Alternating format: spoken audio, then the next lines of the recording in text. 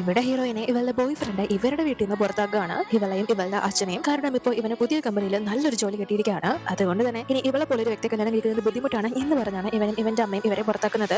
മാത്രമല്ല ഇത്രയും നാളെ ഇവന്റെ സമയം കളഞ്ഞതിന് പ്രത്യേകമായിട്ടാണ് ഞങ്ങൾ വീടെടുക്കുന്നത് എന്ന് പറഞ്ഞിട്ടാണ് ഇവരെ പുറത്താക്കുന്നത്. പക്ഷെ അത് ഇവളുടെ അച്ഛന് ഒട്ടും തന്നെ താങ്ങാനാവുന്നില്ല. അതുകൊണ്ട് തന്നെ വയ്യാതാവുകയാണ് പെട്ടെന്ന്. ഹീറോയിന് ഉടനെ തന്നെ അച്ഛനെ ഹോസ്പിറ്റലിലേക്ക് കൂട്ടിക്കൊണ്ട് പോകുന്നു. എന്നാൽ വഴിയിൽ വെച്ച് ഇവളുടെ അച്ഛന്റെ അവസ്ഥ വളരെ മോശമായിട്ട് ബോധം പോയി വീഴുന്നു. ഇവളും ചുറ്റിനുള്ള ആരെങ്കിലൊക്കെ ഓടി വരാൻ പറഞ്ഞ് ഹെൽപ്പിനായിട്ട് കിടന്ന് വിളിക്കുന്നു.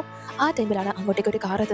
ഇവളുടെ അവസ്ഥ കണ്ട് പെട്ടെന്ന് തന്നെ അതിൽ നിന്ന് ഒരു വ്യക്തി ഇറങ്ങി ഇവളുടെ അടുത്തേക്ക് വരുന്നു. ഇവളും പെട്ടെന്ന് ഇയാളോട് എന്റെ അച്ഛനെ ഹോസ്പിറ്റലിൽ എത്തിക്കാൻ നിങ്ങളെ ഹെൽപ്പ് ചെയ്താലോ, നിങ്ങൾ പറയുന്നത് എന്ത് കേൾക്കാൻ ഞാൻ തയ്യാറാണ് എന്ന് പറയുമ്പോൾ ഈ ഒരു വ്യക്തിയും ഇവളുടെ അച്ഛനെ ഹോസ്പിറ്റലിൽ എത്തിക്കുന്നു. അച്ഛന് കുഴപ്പമൊന്നുമില്ല, കറക്റ്റ് സമയത്ത് എത്തിച്ചത് കൊണ്ട് തന്നെ ഓക്കെയാണ്.